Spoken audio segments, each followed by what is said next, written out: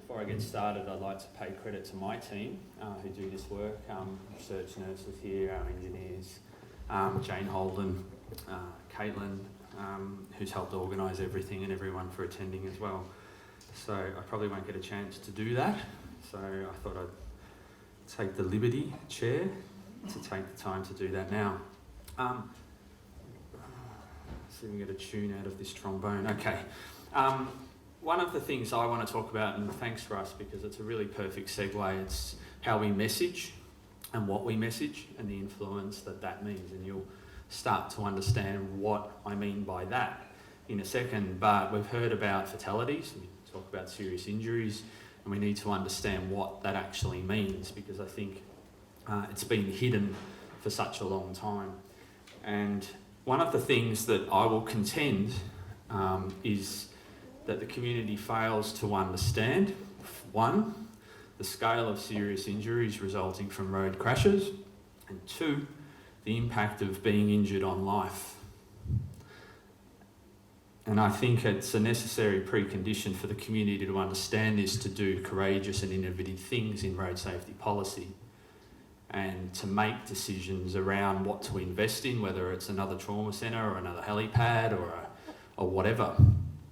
I think that's something that we need to convince, and Russ showed the Herald Sun slide of every child and still not having enough to demonstrate what the road toll was.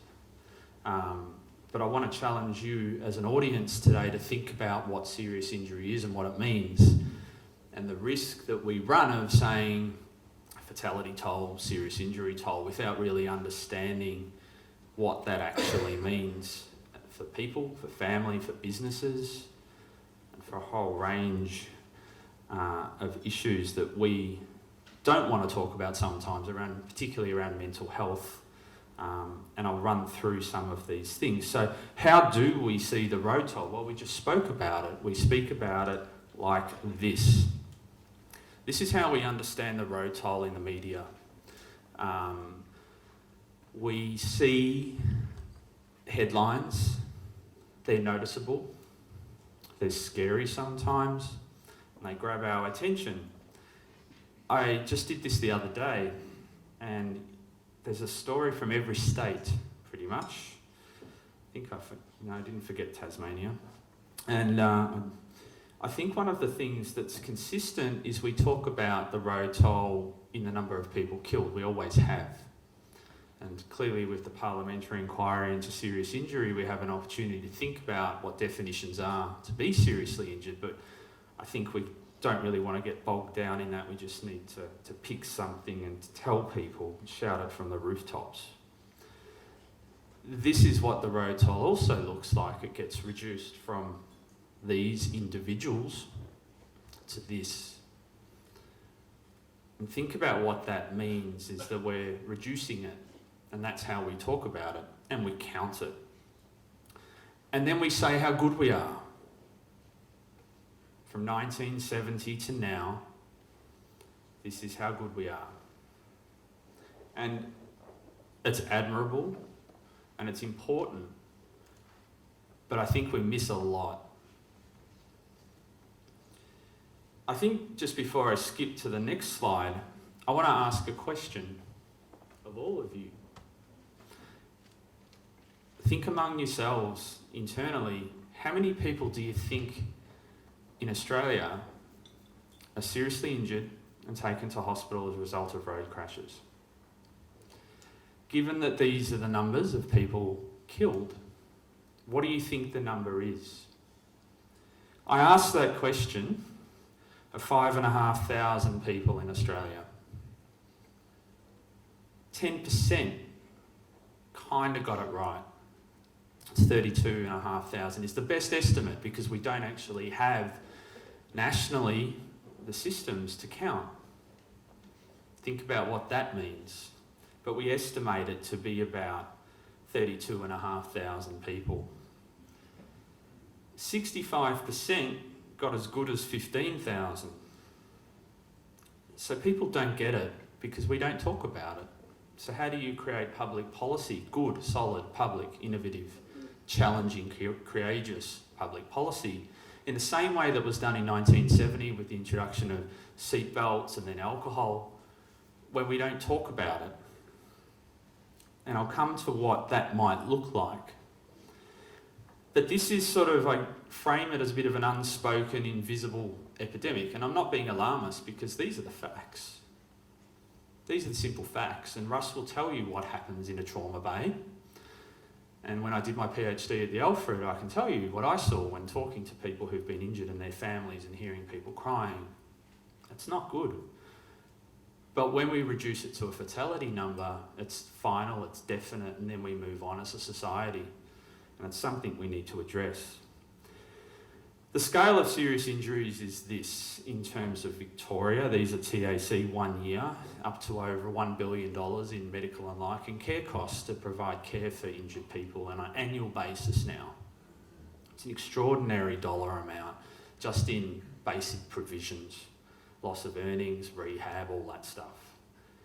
There are about 45,000 active claimants, but the numbers are interesting here, as you can see on the far right, the second from the right column, fatalities overall represent about 5.4% of the scale of people hospitalised and killed. So when we talk about hospitalised, injured and killed, the killed is 5%, and it varies across groups as well. But we can also see what the number is in terms of people hospitalised per person killed, and it's extraordinary. And there's a vulnerability aspect of cyclists, and I ride my pushy, and that figure really alarms me, of being hospitalised as well. And those, for cyclists, are the numbers that get counted as well in terms of on-road crashes involving a vehicle. It's an order of magnitude, arguably much bigger.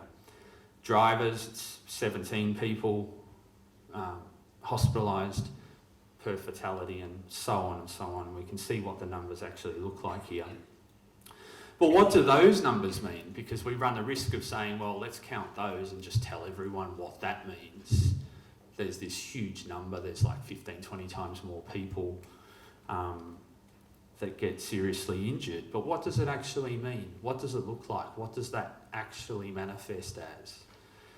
In my studies, and Russ has pointed to the impairment side of things, I followed a whole cohort of people up, and these weren't people who were they're seriously injured enough to be admitted to the Alfred Hospital, but they're not like serious injury in the sense of they're not a severe brain injury or they're not spinal cord, which are people who require lifetime care.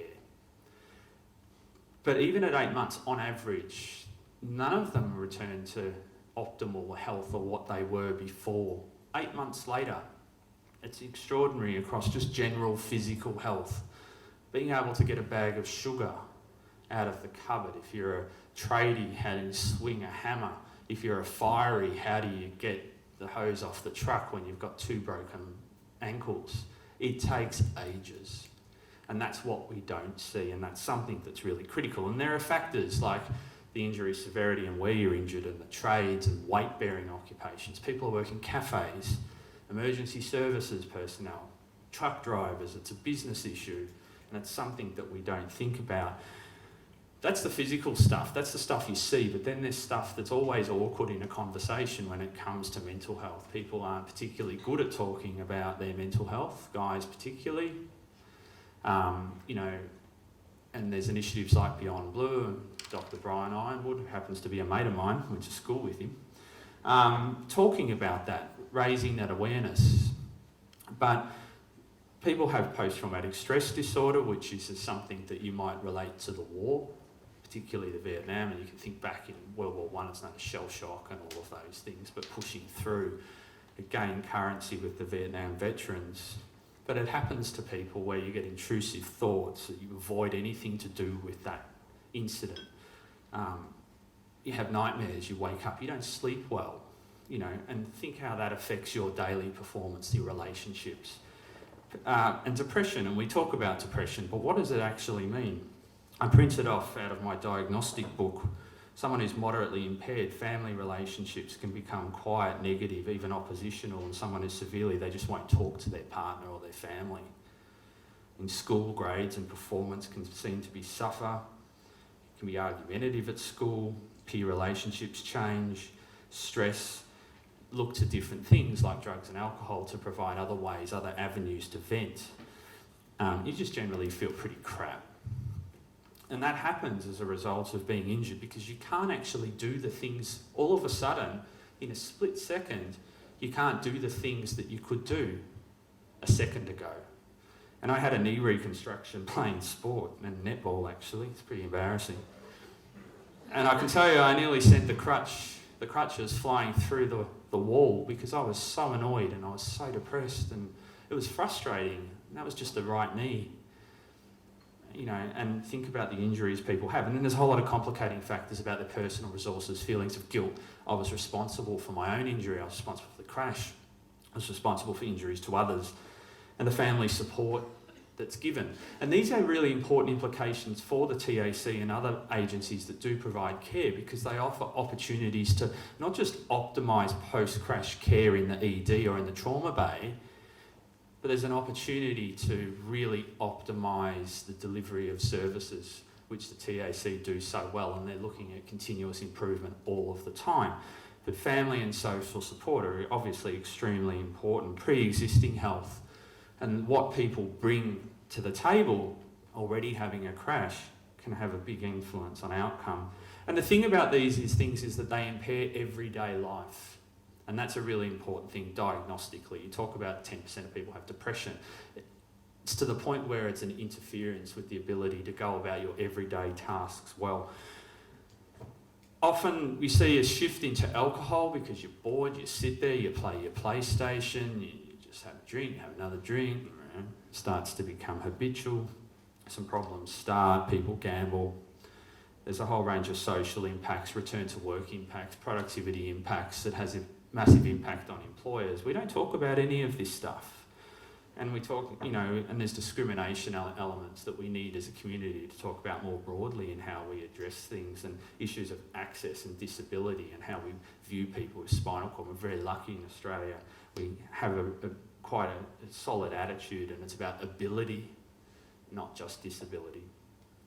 What does this mean even in human terms? This is thanks to the slides from Hafez and Michael, Renee, from TAC, and in human terms, just give you an example, this guy's in the 26, 39-year-old, he's a brickie, he's driving his ute, which I've got one in the shed, ran off the road into a pole, he was a married father, had 2 kids, he was employed other people, he's just a regular bloke, he enjoyed his fishing and camping, he had a bit of asthma, dabbled in some drug use, he had a head injury, a facial laceration, some lung injuries, broken, fractured ribs, classic things that happen when you run off the road and hit a pole in an old ute.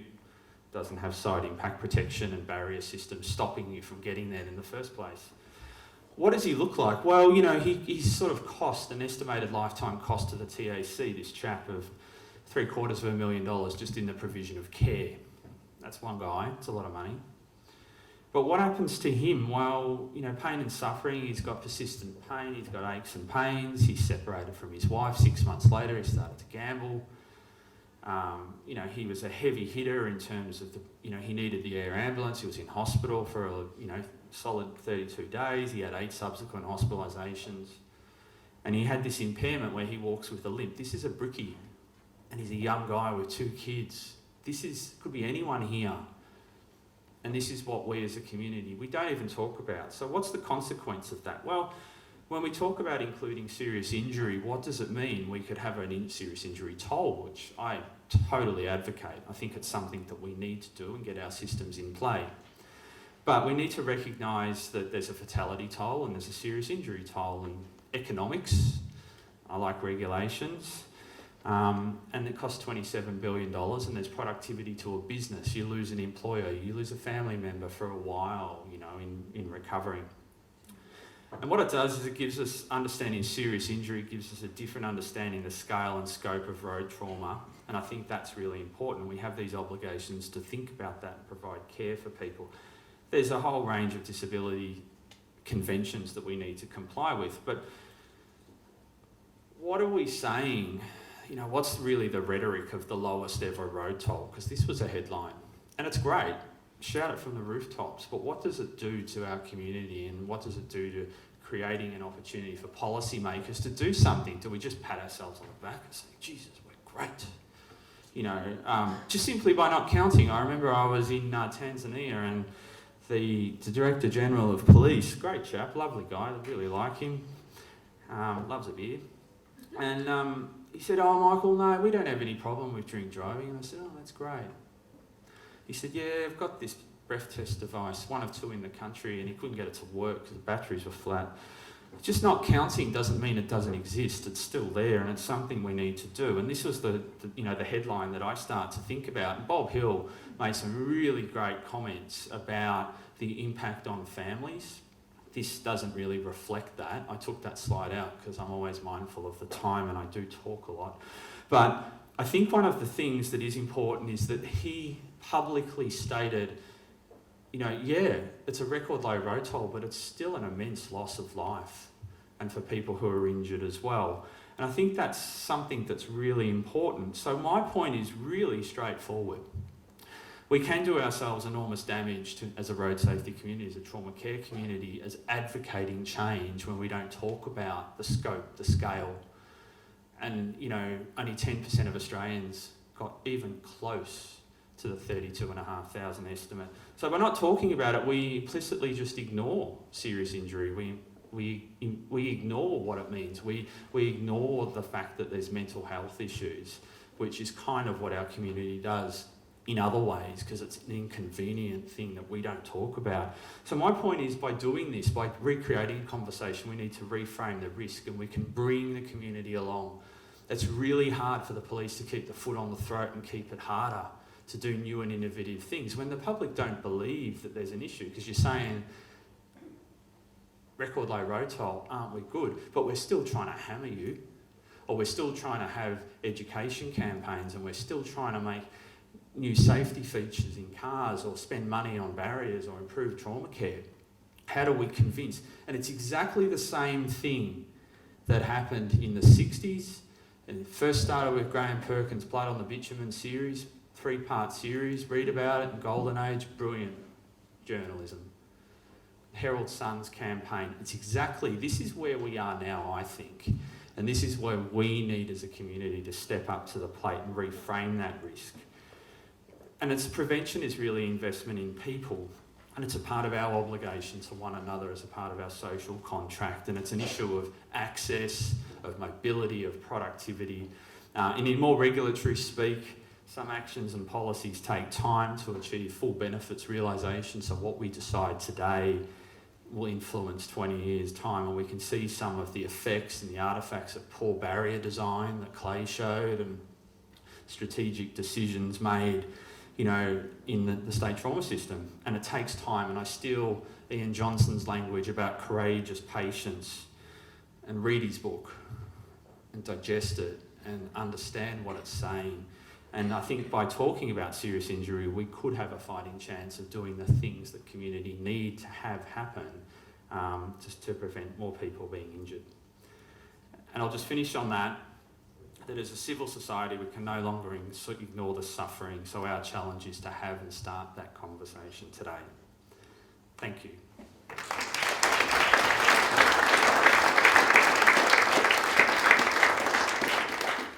Thanks very much, Michael. Now, we've got time for a question. Question for Michael. Michael, I was wondering about, I really support what you're saying about, I think it's time that we did start to engage the community in a conversation about serious injury.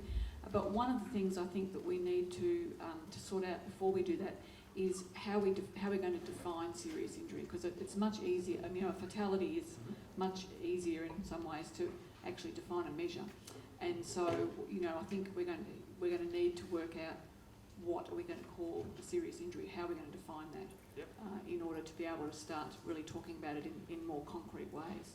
So have you got some thoughts about that? Yeah, I think there's an enormous amount of work as what defines serious injuries, and often they don't overlap as well. So you can have, is it 7 days, is it admitted, is it an injury severity score, and some of those really don't capture the full burden of trauma as well. And those numbers don't necessarily capture all of the mental and physical health and the consequences of those in any case. It depends what the purpose is.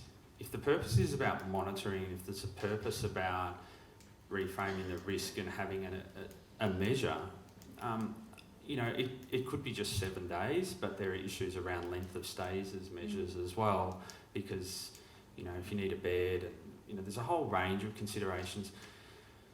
I think it just needs to be, a definition needs to be picked that's defensible and stuck with, because people are going to shoot holes in every type of definition that you come up with.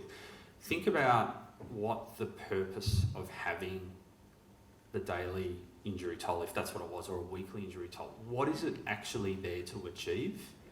And I think if you think clearly about what's the purpose of the measure in the first place, and if it's to create community momentum to make people realise that the risk is what it is and serious injury is important, I think it's something that we could run with, really quickly. Okay, great. Thank you very much. Thanks, Michael.